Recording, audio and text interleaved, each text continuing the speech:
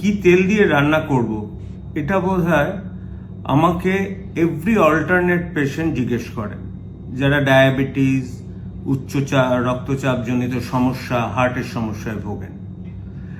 এই আমাদের Indian cooking এনভায়রনমেন্টটা কিন্তু ওয়েস্টার্ন কুকিং এনভায়রনমেন্টের থেকে একটু ডিফারেন্ট। কিরকম জানেন? আমরা ইউজুয়ালি ডিপলি ফ্রাইড করতে ভালোবাসি। মানে খাবার বিভিন্ন রকম আছে, তো 170 ডিগ্রি টেম্পারেচার অবধি কুকিং অয়েল আমাদের কিন্তু চলে যায়। তিনটে জিনিস আপনাদের মাথায় রাখতে হবে। 1 নম্বর, হাই স্মোকিং পয়েন্ট যেন থাকে সেই তেলের, অর্থাৎ যে তেলটা যত বেশি ডিগ্রি টেম্পারেচারে ভাঙবে সেটা তত ভালো শরীরের পক্ষে, অন্তত ইন্ডিয়ান এনভায়রনমেন্টে। নাম্বার 2, তেলের মধ্যে না স্যাচুরেটেড ফ্যাটি অ্যাসিড থাকে, যেটা দেখা গেছে আগের স্টাডিতে যে তাতে কিন্তু হার্টের যে খারাপ কোলেস্টেরল সেটা বাড়িয়ে দেয়। আরেকটা থাকে পলিআনস্যাচুরেটেড অথবা পুফা অথবা মনোআনস্যাচুরেটেড মুফা। আর কিছু অ্যান্টিঅক্সিডেন্ট থাকে যেগুলো খুব হেল্পফুল। তাহলে দেখা যাক, দেখুন ওয়েস্টার্ন কান্ট্রির মতো অলিভ অয়েল বা অ্যাভোকাডো অয়েল এগুলো বলে লাভ নেই। আমাদের এখানে এটা কেউ টেস্টে মানাতে পারবে না, দামেও পোষাতে পারবে না।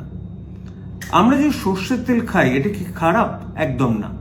আপনাকে সর্ষের তেল কিনতে হবে কিন্তু যেগুলো কোল্ড প্রসেস সর্ষের তেল। সর্ষের তেল দু রকমের হয়, একটা হাই হিটে প্রসেস হয়, একটা কোল্ড প্রসেস। কোল্ড প্রসেস সর্ষের তেলে কিন্তু যথেষ্ট পরিমাণে ওই মনোআনস্যাচুরেটেড, পলিআনস্যাচুরেটেড ফ্যাটি অ্যাসিড আছে।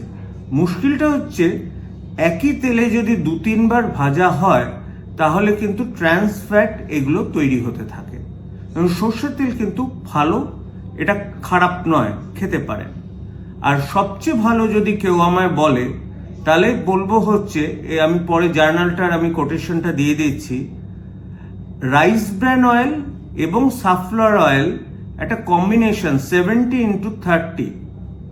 আমি আবার বলছি, 70% রাইস ব্র্যান অয়েল, তার সাথে সানফ্লাওয়ার অয়েল, যেটাকে আমরা বাংলায় অনেক সময় কুসুম তেল বলি।